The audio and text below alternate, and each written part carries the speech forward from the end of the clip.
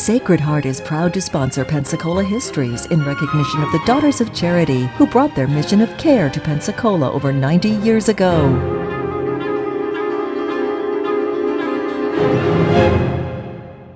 Hello and welcome to our continuing story of Pensacola, North America's first attempted settlement. In this series right now, we're talking about the evolution of county government. And in the episode that we had recently, we talked about how Andrew Jackson arrived here in 1821 and meeting before the entire assembly of Pensacola citizens, about 700 of them, raised the American flag and then announced how the governmental system was going to work, with a chartered system for Pensacola, the appointment of 3 commissioners for all of Escambia County, which, by the way, went all the way to the Suwannee River, and then, of course, the creation of a territorial assembly, which would be the equivalent of a state legislature. And so he put it all together. And during the first 10 years of our territorial status, Pensacola began to grow primarily because of the creation of the Navy Yard by the federal government, and then, of course, the establishment of a system of forts to protect the Navy Yard. We come to the early part of the 1830s, and now some very interesting things are beginning to happen. We have to reflect on this, particularly from the county's standpoint. Bear in mind, I mentioned a moment ago that Andrew Jackson brought with him a charter for the city of Pensacola. There was no charter for Escambia County. That was in 1821. And as we bring this presentation to you today, there still is no charter for county government. County government originally was to deal with roads, bridges, and ferries, and all of the other things which have been adopted and managed and funded by county government have just kind of grown like Topsy did, with no charter to guide them, which was, of course, a part of the problem that some of the county activities have encountered. Well, we move into the early part of the 1830s, and this area, Pensacola, Escambia County, is much like what was happening. We're looking at an event which was much like what was taking place up in the Northeast, and that was the coming of the idea of railroads, because people now suddenly saw that instead of having to travel by horse and wagon or the very long circuitous route by water, now there was a way to move from point A to point B more rapidly. And of course, every area wished to have its own railroad. And Pensacola and Escambia County were very typical, because basically we were landlocked. There was no easy way to get from Pensacola to anywhere unless you went by water. So having a railroad was important. And of course, one of the things that you almost had to have to begin a railroad was a mechanism for funding, and that usually involved the creation or the presence of a bank. And so in 1833, after 3 failures, a group of local men led by a man named Walter Gregory put together a charter which was approved by the territorial legislature, who incidentally had to override the veto of Governor Duval to get this paper in place. And now we had the creation of what became known as the Bank of Pensacola, which was a commercial bank. But its founders had as one of their primary desires, it was the ability to draft and sell bonds to fund a railroad, which they did. And as we move forward into the 1830s, the railroad began. Men were hired to do the work. Original supplies arrived, and all was going very well on the Alabama, Florida, Georgia railroad from here to Columbus, Georgia. And then, of course, the Panic of 1837 came in, and the whole financial tent collapsed, and the railroad and the bank both went out of business. Okay, we move into the early part of the 1840s, and now across the entire country, we are beginning to see 3 major political issues forming, which are going to have their effect everywhere. These issues were, number one, the presence of high tariffs, which had been enacted by the Congress to protect the infant industries in the Northeast.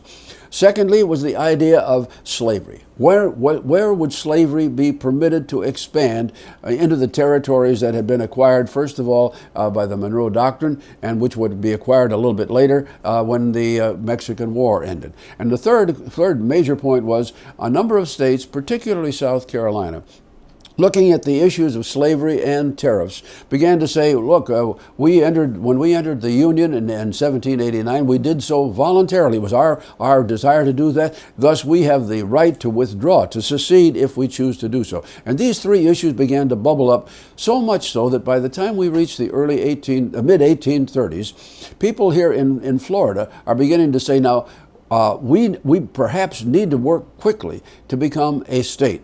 Because if we achieve statehood, then we have a vote in the Congress. Because up to this time, all that the territory of Florida had was a member of the Congress who was simply an observer. He had no vote, and that man was there to make the ideas and the wishes of the people here known. But basically, he had no effect at all. But now people were saying we ought to do this. We ought to become a state.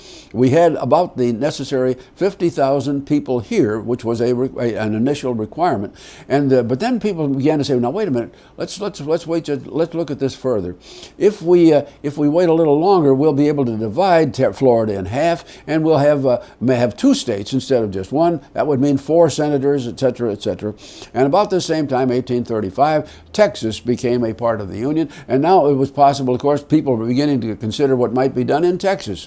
Here was one huge state, and people were saying, "Well, get the proper number of people. We might have 3 states, 4, 5, 6, who knows?" And that was part of the philosophy as we moved to 1838. And that was when Escambia County, its commissioners, Pensacola, and its councilmen agreed that they would go along with the rest of the territory and go through the steps to become a state. And this, of course, meant, first of all, creating a constitutional assembly. And that assembly had to write a document, which was the Constitution for a new state.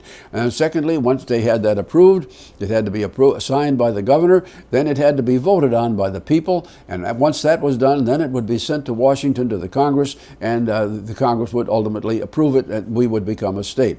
Well, the process went forward. Escambia County had its representatives, led by Benjamin Drake Wright, the attorney and owner of the Pensacola Gazette newspaper. They all met in the little Gulfside village of St. Joseph.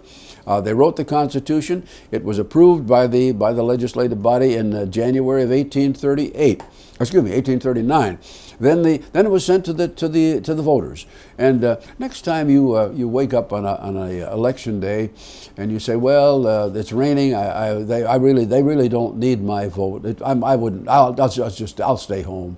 But basically, remember what happened in this assembly and this balloting in 1839. When the final vote was taken, there were 1,937 people who said yes and 1,867 who said no. It was that close, but the vote was taken, and now the proposition could be sent to the Congress, and it was, but it took 7 years before we became a state, because the Congress said, "All right, we will allow you to come in, but there has to be a balancing state up in the north that will have an opposite view on the extension of slavery." And so we waited until early 1845, and only then did Florida become a state. We were a companion moving into the Union with the state of Iowa. Well, as all of this is going on, of course, the United States is involved in certain other things. One of these, of course, was a situation involving the nation's relationships with Mexico. The Texas situation had been very, very difficult for everyone. That isn't our story in Pensacola, but nonetheless, Texas had become a state. There were bad feelings back and forth. Bad things were happening, and finally, in the early part of 1846, President Polk and his cabinet agreed that they were going to take things in hand and put the Mexicans in their place, and war began. Once again, that is not a long story for Pensacola, except that as war began, the strategy was that they were the United States was going to put together a military, naval, or Army, Navy task force, which would be operating from vessels that would literally blockade the eastern coast of Mexico. Now, to get the vessels on station, the plan was to send them from the eastern seaboard to Pensacola for final conditioning and for adding a 6-month supply of biscuit and water. Well, that started out, and Pensacola's people thought this was just fine because we'd had a Navy Yard now for over 20 years. And they hadn't done much. Right now, the first vessels began to arrive, and when the commanding officer here recognized what was in place, what he had to do, he quickly threw up his hands. Now, wait a minute, we collect all our water from rainfall, and we've got a nice little oven over here that takes care of the biscuit that we need here, but it'll take us months to bake a biscuit for one ship. And so quickly, the townspeople and the Navy people moved together. They became a team. Wells were dug, additional ovens were built, and consequently the needs were made, and the Navy and the Army went forward and successfully bested the Mexicans. And at the end of that, of course, at the signing of the Treaty of Guadalupe Hidalgo, the United States gained a huge new section of territory, which would take our country almost to the West Coast and California. Well, it did take us to California. Excuse me. We got California in addition. All right, we move into the 1850s, and county government here is changing very little. We move forward. We're still operating our county, and our city government is being conducted in the old Spanish-built government house down on the waterfront. Not a whole lot is changing, but because basically Escambia County still was heavily forested. There were little brick plants and lumber mills along the river, but basically to the north there was no easily cleared farmland, and so we were not an agricultural state to any extent in this point. We moved through the middle 1850s. Our Navy Yard does at this time have the first and only opportunity it had to build two naval vessels, and they did. And we come up then, of course, to 1860 when the critical election took place, and Mr. Abraham Lincoln from Illinois bested three different Democrats who were all running separately on different tickets, and Mr. Lincoln became the new president. Well, of course, when that happened, and it's a different story that we have told to you in a more detailed account of Pensacola and the war between the states. But basically, from the standpoint of the county had precious little to do with what would take place in the next year and a half.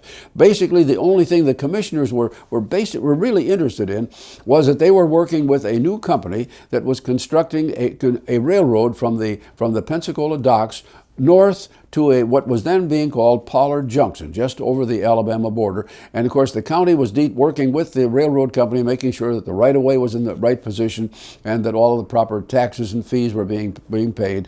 And that railroad went into action, became operational in June of 1861. It lasted just 11 months because it was torn up and destroyed when the Confederate forces were withdrawn from Pensacola in May of 1862. Okay, the war goes forward. We have very little to say about county government in the following 3.5 years, except that finally, when 1865 came, people came back, and many of the same men who had been operating as constitutional officers, as a sheriff, as tax collector and so on. They were the same men who reestablished office, but county government in 1865-66 had this problem.